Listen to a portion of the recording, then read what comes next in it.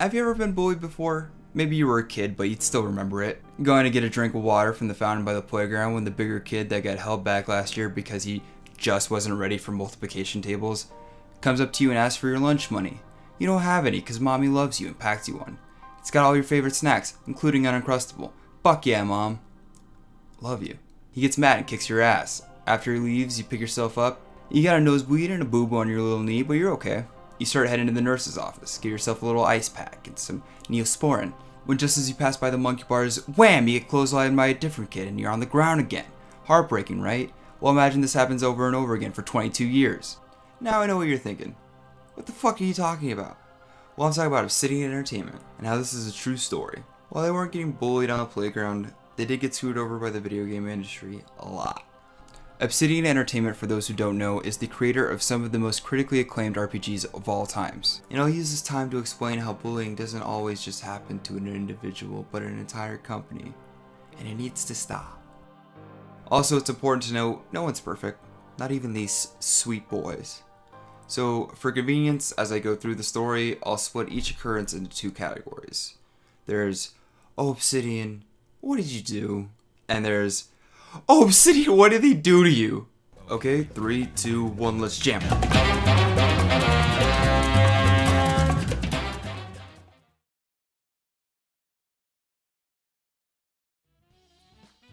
Before we get to Obsidian, we need to talk about a small team of developers from Irvine, California, Black Isle Studios.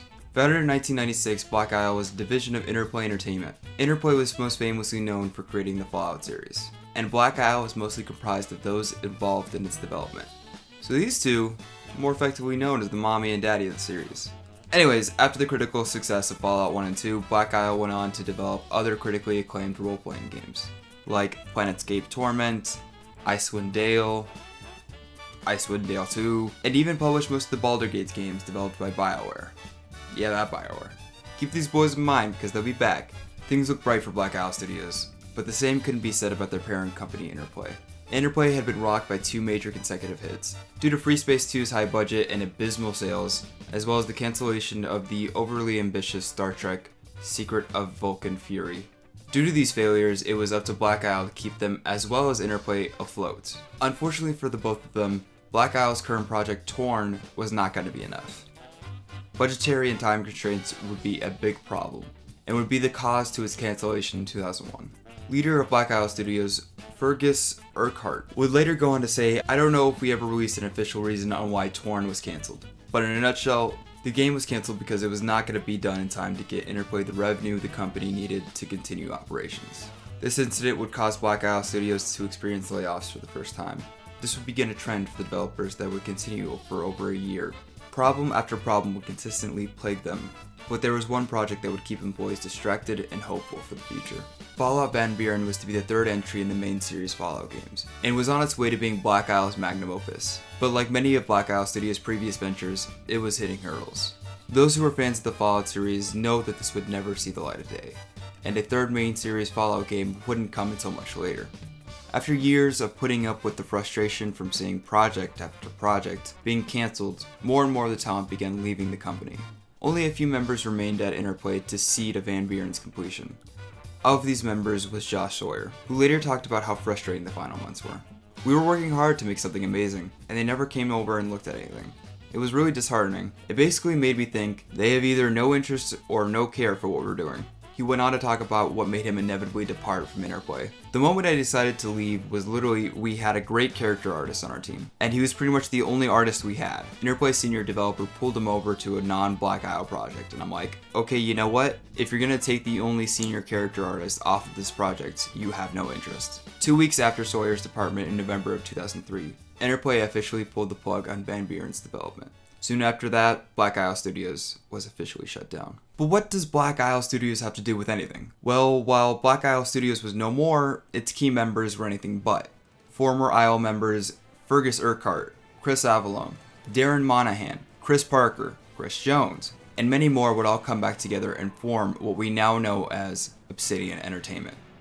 They had a calling, and while they were dealt a bad hand, they were ready to get back in there with a freshly shuffled deck and continuing to do what they did best. Things were finally looking up for the team. For about a month.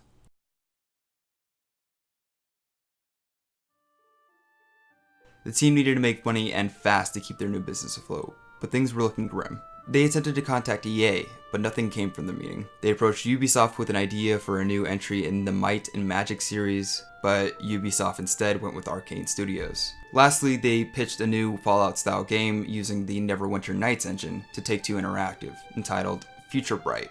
But, like the EA and Ubisoft pitches, nothing came of it. It wasn't until later that year that things started to look up. They were contacted by LucasArts president at the time, Simon Jeffries, to create an action RPG in Black Isle Studios' industry-famous style, set within the Star Wars universe. The team quickly began working on their pitch. Their idea involved a first-person melee-centered game that used lightsaber combat and included a few recognizable characters like R2-D2. LucasArts said no, but they instead suggested making a sequel to the BioWare-developed Star Wars Knights of the Old Republic. Obsidian said yes anyways. Development on Star Wars Knights of the Old Republic 2 Sith Lords soon began after they finalized the agreement, and they hit the ground running. LucasArts gave them only 14 months to complete the game. A short development cycle for any game genre, but an especially short one for an RPG. At first, Obsidian wasn't intimidated by the limited window. They quickly set up milestones accordingly and prepared for a late 2004 release, even with the occasional problems that they had not anticipated, like the growing pains a new company would go through, and even being more understaffed than they expected. They still managed to blow LucasArts away with what they had finished by early 2004. LucasArts was so impressed they decided to push back the release to a 2005 window, as to give Obsidian more time to stretch out and explore more of what they had seen in the demo. Obsidian's founder, Fergus Urquhart, agreed and changed up the project schedule to better reflect the new 2005 release window. Urquhart would later regret not getting their agreement in writing. Obsidian's new plan was a lot more ambitious in scale, but they were confident they would still complete it by their deadline. But after showing their demo off in E3 of 2004, they were given some problematic news. LucasArts informed them that they were pulling the deadline back to December of 2004, less than 6 months away. It became an all-out bum rush to get it out in time. Luckily, LucasArts, feeling guilty with misleading them with promises of an extended release window, offered to help with the final stages of development. But unfortunately, it wasn't enough. An abundance of content had to be cut, and what was left in did not have time to be properly tested, and was unfortunately plagued with bugs. The amount of content that had to be cut was, to say the least, hefty. Fortunately, years later, many of its cut content was restored thanks to the modding community. Despite the problems it had, Star Wars Knights of the Old Republic 2, The Sith Lords, was both a critical and commercial hit, but we'll still be putting this into the "oh god, what did they do to you" side of the list, due to LucasArts changing release dates up on them, putting Knights 2 into a rush state. Because of this, some people began to develop a stigma against Obsidian Entertainment for not going through an important quality assurance stage. This stigma, sadly, wasn't going to be put to bed anytime soon.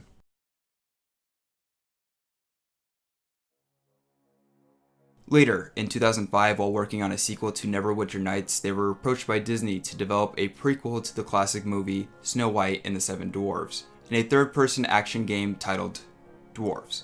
This idea, while strange and specific, caught the eye of Obsidian, and they began development. Not much is known about the game besides some scattered plot elements. We do know, however, it would have been an entirely new story that ended with you, the player, banishing the antagonist to the iconic magic mirror used in the film. Unfortunately, not much is known about the project as it was cancelled a year into development when Robert Iger replaced Michael Eisner as the new Disney CEO. Iger wanted to take the company in a new direction. This new direction would sadly mean making the Snow White property untouchable. This decision turned a year of Obsidian's time and manpower into something that they would never get back, making the whole experience heartbreaking for all of those involved. This one could be chalked up to the "oh god, what did they do to you" side. While in the grand scheme of things, this wasn't too much of a loss for the company, it wouldn't be the only time or the most damaging instance of a cancellation to involve Obsidian Entertainment.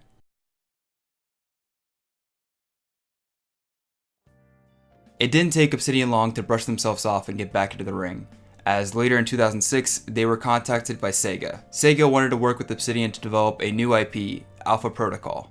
Alpha Protocol was said to be a spy RPG. Sega was excited by the idea. They loved how new and original it was, wondering why no one had tried it before. But as Urquhart later admitted, maybe there's a reason for that.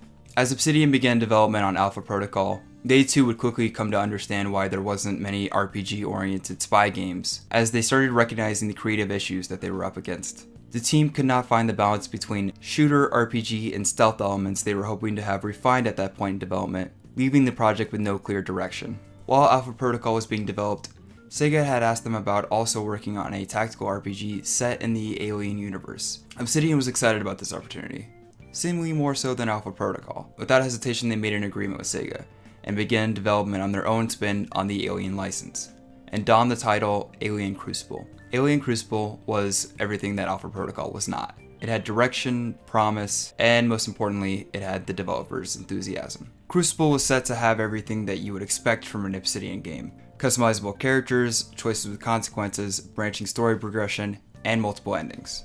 But after Obsidian had to request additional funds on more than one occasion during Crucible's development, Sega uncovered that Alpha Protocol was still being haunted by the same problems that hindered it since the beginning. Sega requested that development of Crucible be halted so that Alpha Protocol could be focused on. To show Sega their progress on Crucible, Obsidian sent them a prototype build of the game on a Friday evening in February of 2009. On the following Monday, Sega officially canceled Alien Crucible. Many of Obsidian employees still suspect that Sega didn't even look at the vertical slice that they had sent them. The actual level of completion the project was in at the time of cancellation is uncertain due to contrasting testimonies from Obsidian members. As Urquhart would say in an interview with Joystick years later, "Oh, if you had come in and played any of the last builds we were working on, you would have said it was a finished game. That's how close we were. It looked and felt like it was ready to ship." While project director Josh Sawyer would later tell IGN, "It did not play like a finished game. There were a lot of problems with the area development. We had some animation problems we were working through. There was a lot of cool stuff in it. But ultimately, we weren't building our area at a fast enough pace, and there were just some lingering problems." These conflicting answers make it hard to place just how far along Crucible's development cycle was.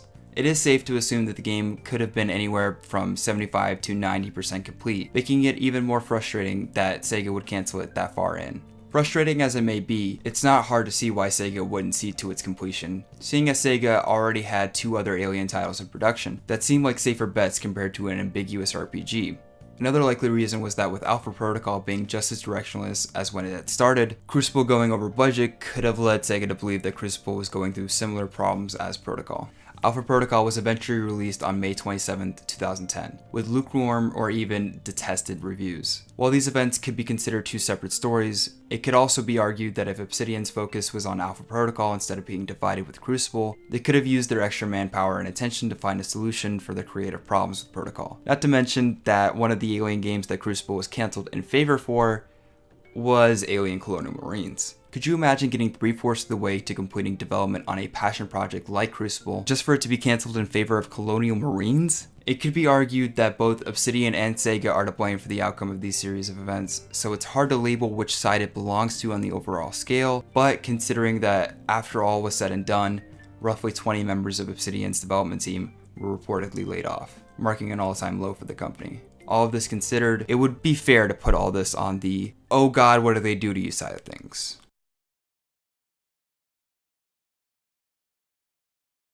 Right after Alien Crucible's cancellation, they got a call from Bethesda. Urquhart had picked up the phone, and on the other line, it was him. Todd Bond, Vice President of Development at Bethesda. Who's laughing now? Bethesda was offering Obsidian, and more importantly, members of Black Isle Studios a chance to work with their original passion project, Fallout. You see, after Fallout Van Buren's cancellation, Interplay gave the Fallout universe one more shot in 2004 with Fallout Brotherhood of Steel. The game was critically and commercially panned for having almost nothing to do with the original series, as well as seeming to be an attempt to cash in on the IP. Interplay, in a last-ditch effort to avoid bankruptcy, sold the Fallout license to Bethesda later that year. Bethesda began development on Fallout 3 immediately, and released it 4 years later. After the game's success, Bethesda wanted to do more with the license, but were busy at the moment developing the next entry in the Elder Scrolls series, Skyrim. Bethesda contacted Obsidian and asked if they were interested in returning to the series. Obsidian, thrilled at the idea, agreed without hesitation, and Fallout New Vegas would quickly begin its production. Really, the only problem New Vegas encountered during development was time constraints. It was a problem that most Obsidian members would agree was almost entirely their own fault.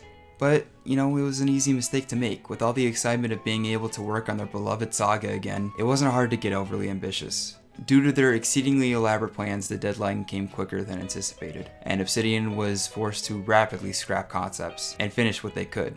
While they were able to meet their deadline, it once again came at the cost of proper quality assurance. While in hindsight, it's easy to see Obsidian should have arranged for a more accommodating deadline that would ensure ample time to execute their vision and still provide enough space for quality control, but it's hard to fault them for being so excited and agreeing to the first deadline Bethesda proposed. But this wasn't a good enough excuse for some consumers, though. While most fans of the series consider Fallout New Vegas to be the best Bethesda-era Fallout game, not everyone was willing to forgive Obsidian after buying a brand new $60 copy on launch just for it to crash constantly. While most bugs would be patched out over time, Obsidian's reputation would be forever tainted. Now, two of their biggest titles, the Sith Lords and New Vegas, had a reputation. One they would make a priority to never repeat. Of course, no matter how you look at it, this goes under the "Oh Obsidian, what did you do?" side of things, as overexcitement and overambition would be Obsidian's biggest issue with Fallout New Vegas.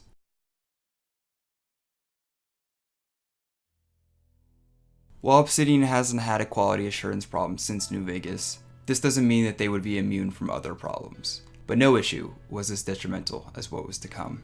If we already have two categories, the "Oh Obsidian, what did you do?" and "Oh Obsidian, what did they do to you?" then this would go under the super secret category, "Oh god, oh fuck, please, is there a doctor? This man needs help." You see, in 2011, Obsidian was ready to go big. They felt like they learned their lessons with New Vegas, and after finishing Dungeon Siege 3, they were ready to work on another AAA title. They set up a meeting with Microsoft to pitch an idea they had been sitting on since 2006, entitled Defiance. Microsoft was interested, but not impressed. Regardless, this was enough to get everyone at Obsidian excited.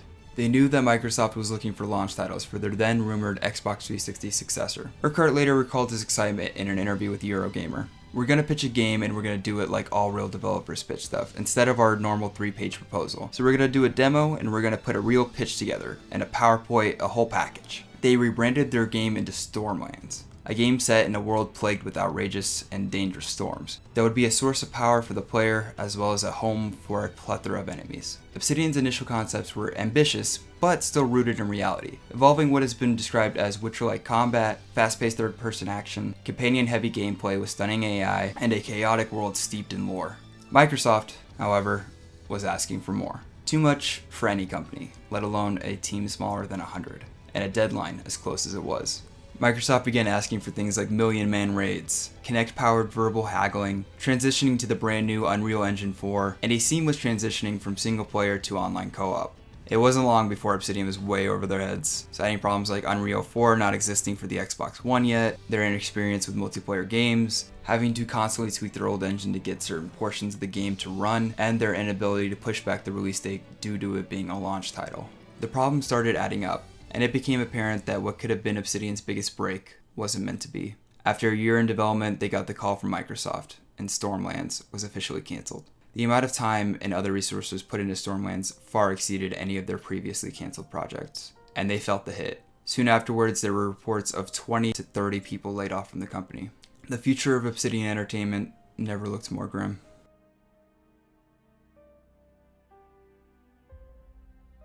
Even after finishing Stick of Truth, which was plagued with its own problems, they were still looking at financial failure.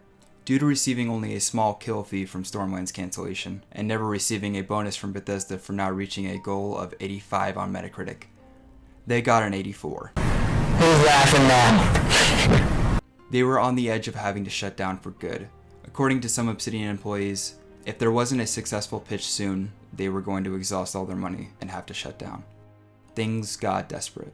Josh Sawyer began to notice the influx of popularity in crowdfunding websites like Kickstarter. He suggested that they crowdsource their next game. After much deliberation, the rest of the team reluctantly agreed. And so in September of 2012, Pillars of Eternity launched its campaign. Its goal of $1.1 million was quickly shattered. By the time the campaign ended, they had raised over quadruple their goal and reached a whopping $4 million. With the funds, the time, and the vision they needed, they proved that they can still manage to make phenomenal RPGs. Pillars released in March of 2015 and was both a critical and commercial success. After releasing 2 expansions to the game, they started work on a sequel, which managed to finish development and release in over just a year. Pillars of Eternity 2: Deadfire, just like its predecessor, was met with overwhelming praise.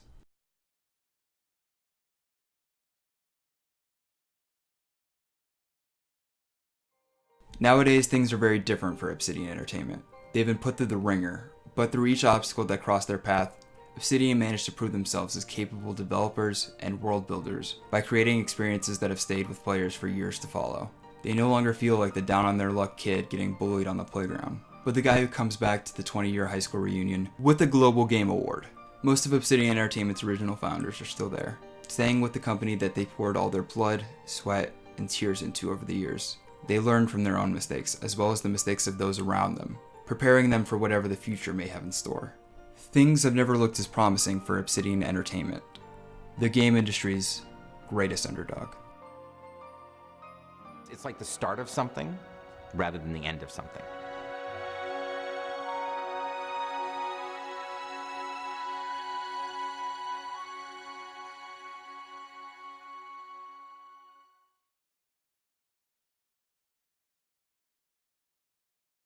Hey guys, thank you so much for watching. I just wanted to give a special thank you to Mikey Dowling. He is the PR manager over at Obsidian Entertainment. He was super nice, and he went through and looked through my my script before I started editing, making sure that there wasn't any historical inaccuracies or anything that might be considered disrespectful to the company, because this whole video was basically a love project. And so I'm going to leave a link down in the description for Mikey's Twitter, his Twitch. He streams all the time. He's super cool. Maybe his Facebook. And just go check him out. Thank him for all the help he put into this. He's a super nice guy, super cool. That being said, I also wanted to mention that because the PR manager of Obsidian looked through my script, that does not mean that any of my opinions stated in this video reflect Obsidian's or even Mikey's personal opinions, so nothing that I said should be tracked back to them. But thank you again, guys, for watching. I really appreciate it. See you guys around.